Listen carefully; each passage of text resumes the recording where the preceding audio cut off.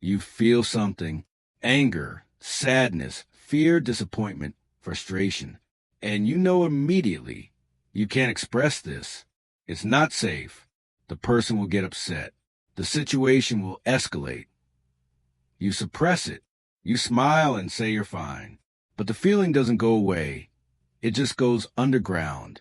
And over time, those unexpressed emotions accumulate, creating resentment, anxiety, and disconnection. Here's what psychology reveals.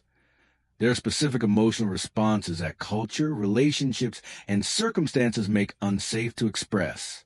And learning to recognize them is a first step toward reclaiming your emotional authenticity. Here are 5 types of emotional responses you have but aren't allowed to express. First, legitimate anger. You have every right to be angry. Someone hurt you, disrespected you, violated a boundary, or treated you unfairly.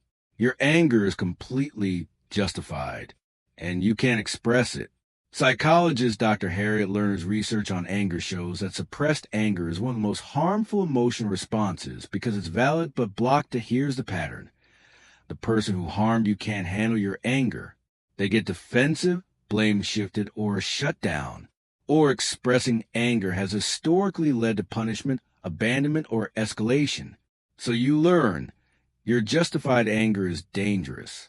Dr. Susan David's research on emotional agility shows that people often suppress valid emotions because they learned in childhood that certain emotions weren't safe.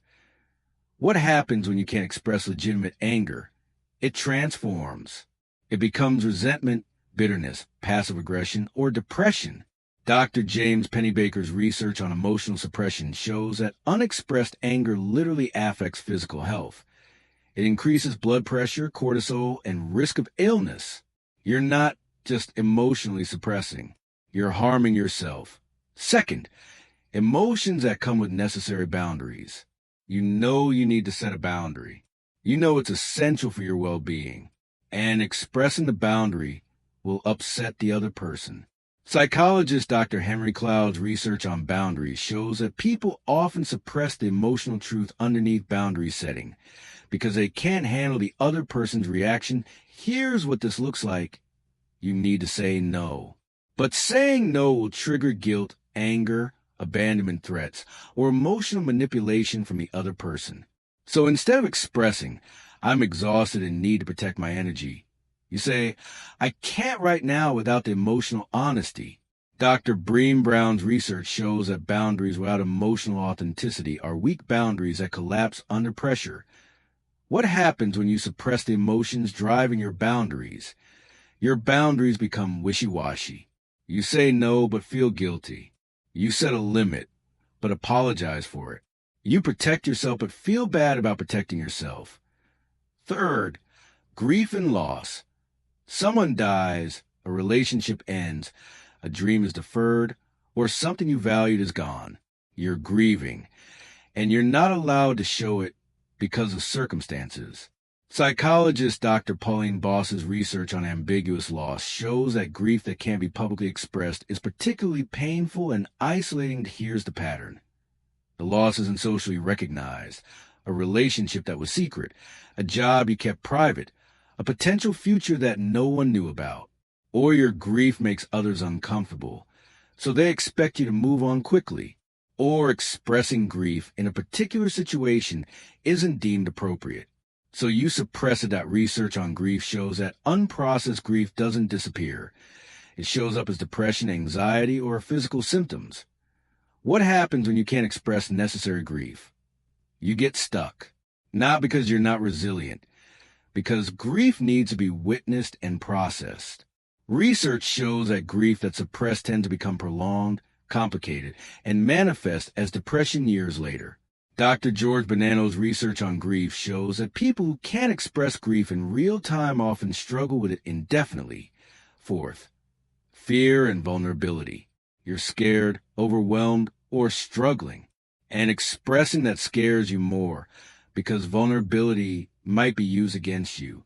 Psychologist Dr. Bessel van der Kolk's trauma research shows that fear suppression is a survival response. in environments where vulnerability led to harm. People learn not to express fear. Here's what happens. You learn that showing fear meant being attacked, mocked, or burdened others with your problems. So you learn to hide it. Dr. Esther Perl's work on vulnerability shows that people often suppress fear to maintain a false sense of control or to protect others from worry. But suppressed fear creates hypervigilance and chronic anxiety. What suppressed fear looks like: you're anxious but don't know why. You're irritable without understanding the source. Fifth, healthy selfishness. Prioritizing your own needs without guilt. You know what you need. You know you're allowed to have needs.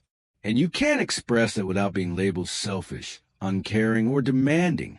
Psychologist Dr. Karen Horney's research on neurotic patterns shows that many people suppress their own needs to avoid the label of selfish, even when prioritizing themselves would be healthy. Here's the pattern. You need something: rest, space, resources, attention. Expressing that need will make you seem selfish, so you suppress it. You hide your needs. You minimize what you actually want. Dr. Kristen Neff's self-compassion research shows that people who suppress their own needs in service of others' perceptions develop what she calls selfish self-criticism. They believe prioritizing themselves would be wronged. Here's what psychology is clear about. Emotions that you're not allowed to express are often the most important ones, the ones that signal real problems. Real, so if you're suppressing emotions you know are real and valid, know this. The problem isn't your emotions. The problem is that it hasn't been safe to have them. And healing means creating that safety with yourself first, even if you can't with others. Your emotions are allowed to exist. Your anger matters. Your boundaries matter. Your grief matters. Your fear matters. Your needs matter. And you deserve a life where you don't have to suppress yourself to survive. Boundaries, real losses, real fear, and real needs. Suppressing them doesn't make you evolved or mature. It makes you unsafe in your own emotional world.